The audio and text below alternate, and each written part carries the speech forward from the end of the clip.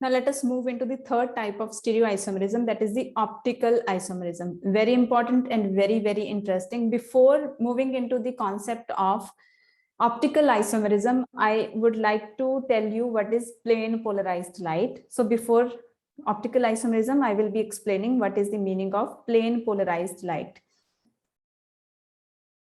Okay, let us get started now. So the main topic of this video is optical isomerism, and before doing that, we need to understand what is a plane polarized light. Plane polarized light. If we consider the ordinary light, it is having the vibrations in all the planes. In ordinary light, it consists of electromagnetic waves vibrating in all the planes in space. So the ordinary light can be presented like this. It can be presented like this, that is, it is having the vibrations in all the planes. Okay, now what we do is we pass this ordinary light through a special type of prism which is known as Nicol prism.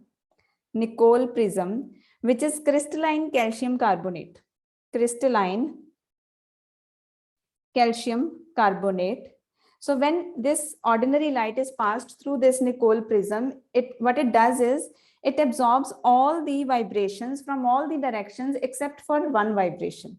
So it will make this light which is vibrating only in one plane. So this is known as plane polarized light. This is known as plane polarized light. Now let us move into optical isomerism. Optical isomerism. Now, in organic compounds, there are certain compounds which rotate the plane of polarized light when that light is passed through them.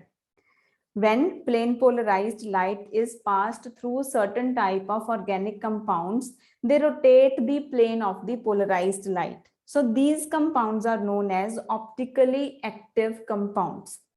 These are known as optically active compounds, and this phenomena is known as optical isomerism. So you can write here the compounds which have same molecular formula, compounds which have same molecular formula, same structure,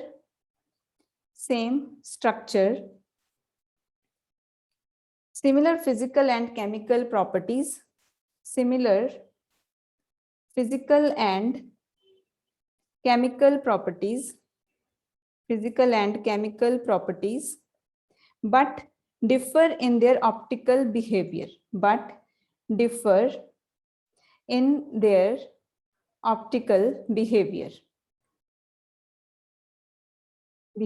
are called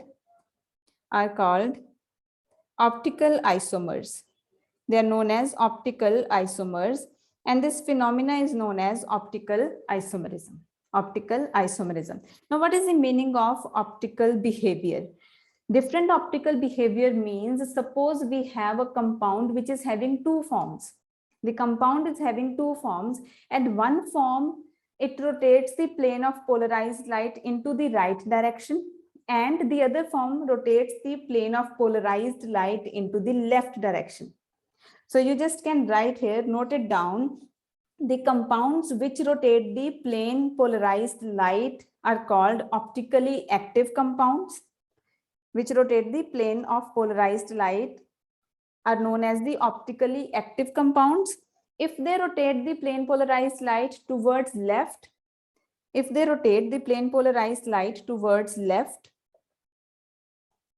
they are known as levorotatory, shown by small l or by a minus sign. Then if the compound rotates the plane of polarized light towards right, then it is known as dextrorotatory, represented by small d or plus, small d or plus. Now here you need to keep it in your mind that here we use small l and small d. capital L and capital D have different meanings. Do not use capital L and capital D here. Okay. Now, if the light is rotated towards left, this means it is anti-clockwise. Anti-clockwise. And if it is rotated towards right, it is clockwise. It is clockwise.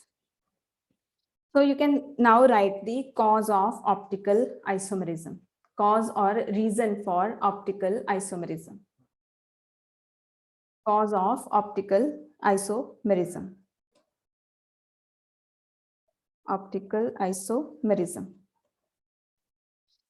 Now, it has been observed that the organic compounds which have carbon atoms whose 4 valencies are completed or satisfied by different atoms or groups of atoms, they are optically active. Carbon atom having all the 4 valencies satisfied by different atoms or different groups of atoms, they show optical activity, that is, they will rotate the plane of polarized light. So it is A, B, C, D. Now, this kind of carbon, which is having all the 4 different atoms or groups of atoms attached to it, it is known as the chiral carbon. It is known as chiral carbon or asymmetric carbon. It is known as asymmetric carbon. Now, if an organic compound has a chiral or asymmetric carbon, it will be showing optical isomerism. That is, it will rotate the plane of polarized light either towards the left hand side or it will rotate it towards the right hand side. For example, we can consider lactic acid. Lactic acid. So it is carbon here, COOH, OH, H, CH3. Now you need to write the IUPAC name of this molecule. You now know how to write the IUPAC names. Okay. Now the chiral carbon is here. Why is it chiral? Because all the 4 atoms or groups of atoms attached to this carbon are different. Okay. So this will also be known as asymmetric carbon atom. Now we know that the 4 valencies of carbon are directed towards the corners of a regular tetrahedron with carbon at its center. So we can draw it like this. Here carbon, here we have OH, here we have COOH, here we have CH3, here we have hydrogen. Now draw the mirror image of this molecule. Draw the mirror image of this molecule. So it will be like this. Okay, now this mirror image is non-superimposable on this molecule. That is, if we pick up this molecule and put it on this molecule, these are non-superimposable. So this is non-superimposable mirror image. Non-superimposable mirror image. So in case of organic compounds which will be having chiral carbon, the mirror images of them will be non-superimposable on each other. So you can just write here 2 forms of a compound which are non-superimposable. The 2 forms of a compound which are non-superimposable, mirror images of each other and are optically active are known as enantiomers. Are known as enantiomers, or they are also known as enantiomorphs. Enantiomers or enantiomorphs. So what are enantiomers? These are the 2 forms of a compound which are non-superimposable mirror images of each other and are optically active. Now this phenomena is known as enantiomerism or optical isomerism. Phenomena is known as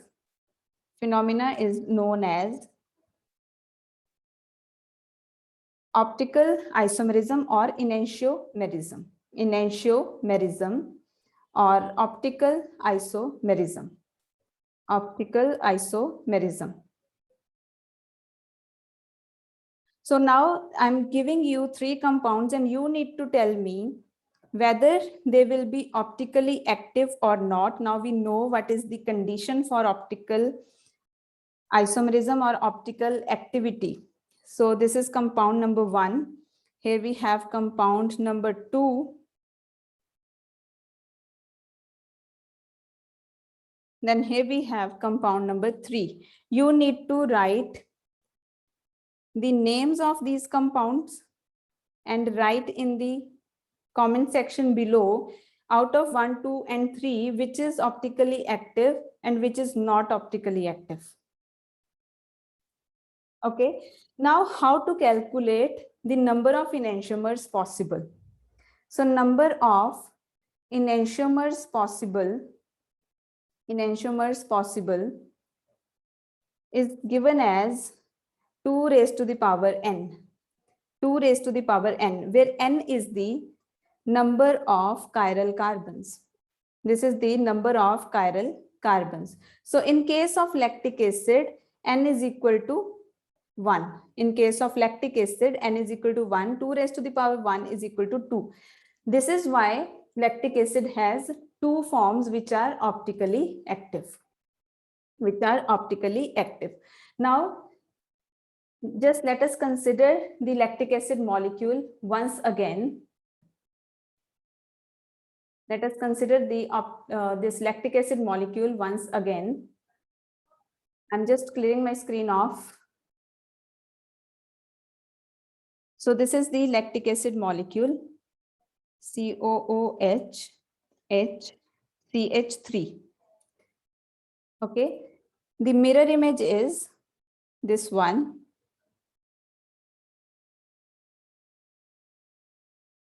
Now, suppose, we are just supposing, see, we cannot theoretically tell whether the compound is going to be dextrorotatory or levorotatory. It is only experimental. Only after performing the experiment using the polarimeter, we can tell whether the molecule or the compound is dextrorotatory or levorotatory. Now here we are just supposing that this is how it rotates the light. That the rotation of light starts from CH3 and it goes above OH and then it moves to COOH, then H will be covered, and like this it will be rotating the light. That is, it is rotating the light towards the right hand side, that is, it is rotating it towards the clockwise direction. Okay, now if this molecule is considered, the second molecule is considered, the second form of this molecule, we will be writing it like this, because we have said that it interacts with light in such a way that the rotation starts from CH3. So this means if this is dextrorotatory, this is going to be levorotatory. All right, so this is how we can say that these two are different compound, these two are different forms of the same compound which have different optical behavior. Now let us move into a compound which is having 2 chiral carbons. Compound having 2 chiral carbons, let us move into that. The example of that is tartaric acid. Organic compound having 2 chiral carbons, that is tartaric acid. Example here we are taking is tartaric acid. So it is CHOH, COOH, CHOH, COOH. So here if you see this carbon, it is having 1 hydrogen attached to it, 1 OH is there, 1 COOH is there. Similarly on this side also 1 OH is there, 1 COOH is there, and 1 H is there. So it is having 2 chiral carbons. So how many enantiomers will be possible? 2 raised to the power n is equal to 2 raised to the power 2 equal to 4 enantiomers. So now let us draw the 4 possible enantiomers of tartaric acid. Okay. So this is one form.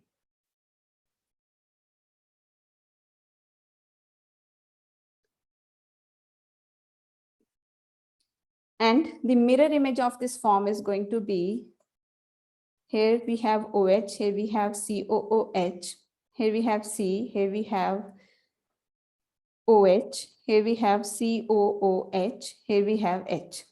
Okay, now the second and the third and the fourth form will be, this is first form, this is the second form. Now CH, COOH, COOH, here we have OH, here we have H, here we have OH. Then the mirror image.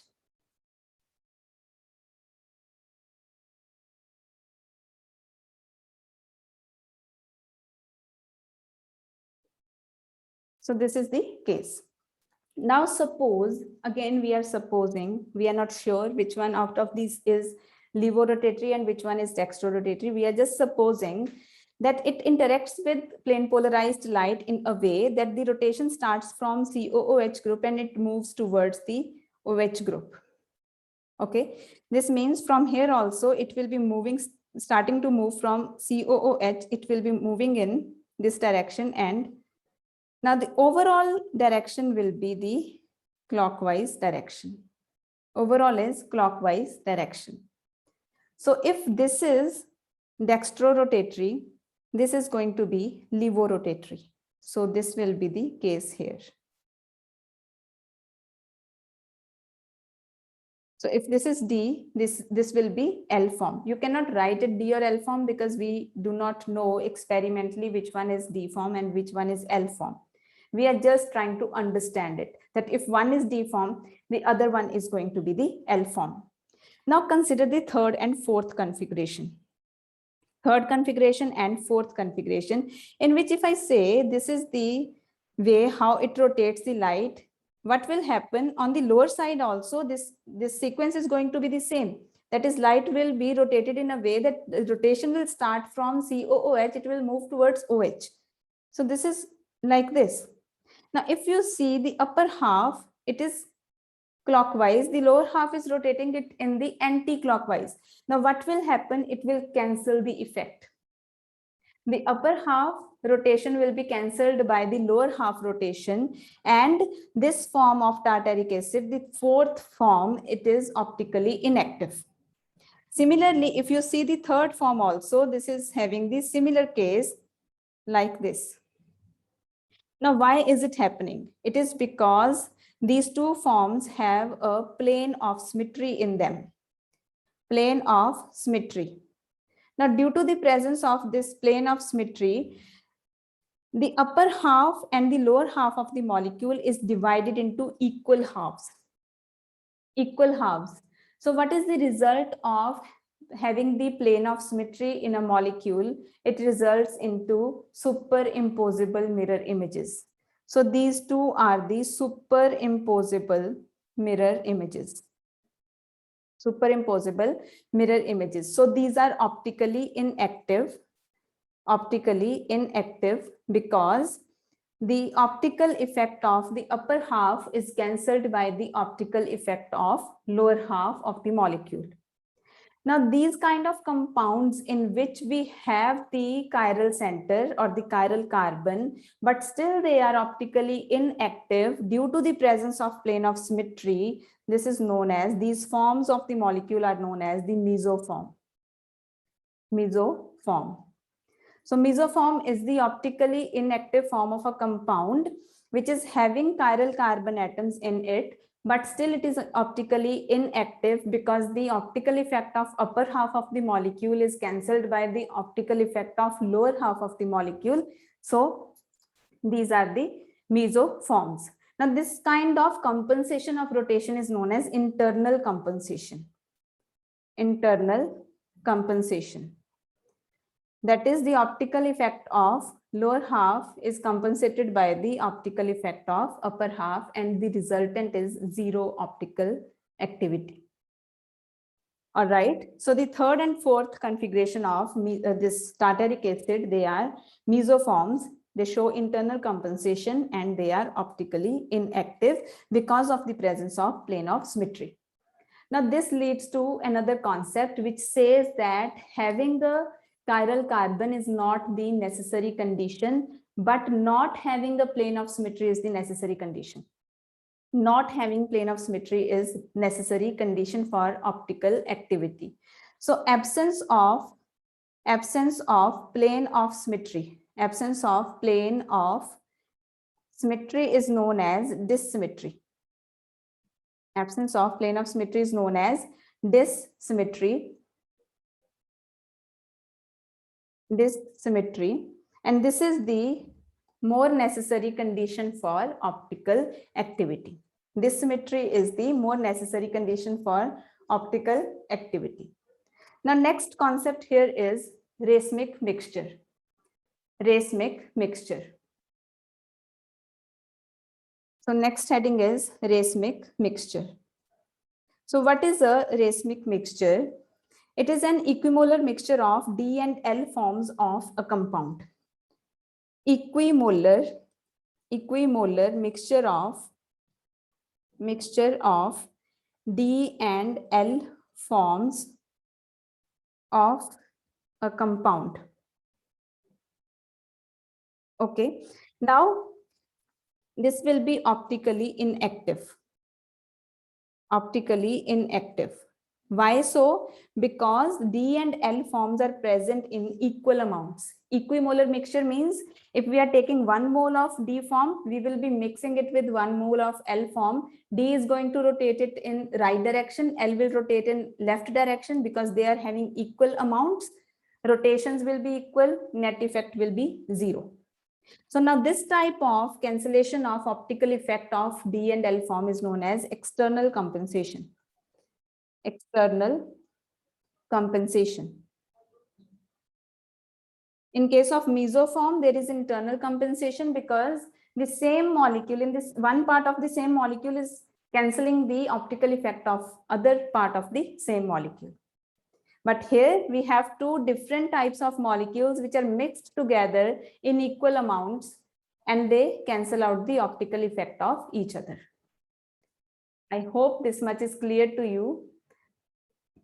The next last topic in this optical isomerism is diastereomers or diastereoisomers. Diastereomers or diastereoisomers. Diastereoisomers. Now again we are going to consider a molecule which is having 2 chiral carbons and there is no plane of symmetry. 2 chiral carbons are there, but there is no plane of symmetry. Okay, so you can consider this molecule CH3, CHCl, CHOH. This is H, CHOH and CH3. So this is chiral carbon, this is chiral carbon. Now let us draw the enantiomers possible. It is 4 enantiomers are possible. So it is CH3, C, COH, CH3, Cl, H, H. The mirror image is going to be CH3, Cl, H, C, H, OH, CH3. Okay, this is the one form. This is the second form. Now let us draw the third and the fourth form also. CH3, CH, COH. Here we have Cl. Here we have H. Here we have CH3. Again, the mirror image is CH3, HCl, COH, H, and CH3. So these are the third and the fourth form. Now, if you see the third form and the second and the first and the second form, what are these? What is the relationship between these two? These are non-superimposable mirror images of each other. That is, they are enantiomers of each other. These are enantiomers of each other. Now, if you compare the third and the fourth, they are also non-superimposable mirror images of each other. That is, these are enantiomers of each other. Now compare first and third, comma, first and fourth, then second and third, and second and fourth configuration. Second and fourth configuration. Now, if you see very carefully, these are not mirror images of each other, as well as they are not having any plane of symmetry. These are optically active. Okay, 1 and 3, they are not mirror images of each other. All right, they are optically active also. First and fourth, they are not mirror images of each other, but they are optically active. Then second and third, not mirror images of each other, but they are optically active. Second and fourth, not mirror images of each other, they are optically active. Now these kind of pairs of forms of a compound, of the same compound, which are optically active but they are not mirror images of each other, they are known as diastereoisomers. Diastereoisomers. So first third, first fourth, second third, second fourth, they are diastereoisomers of each other. All right, so they are also known as diastereomers. So coming back to screen, stopping to share. Okay, so I hope this much is clear to you. Hope you have taken lots of notes. If you have doubts, we are going to meet live, no doubts, right? So do as much practice as you can, absorb the concepts, use the 20-24/7 formula for revising the concepts, and you will be getting great results. Okay, do not chase marks. Okay, chase the clarity of the basic concepts. That is going to bring in marks. You will not need to even think about marks. What is my score and why is it so? Just focus on the basic concept clarity. It will be done. So thank you very much for attending this and completing this set of isomerism. You are finitiative. Applaud yourself. All the best.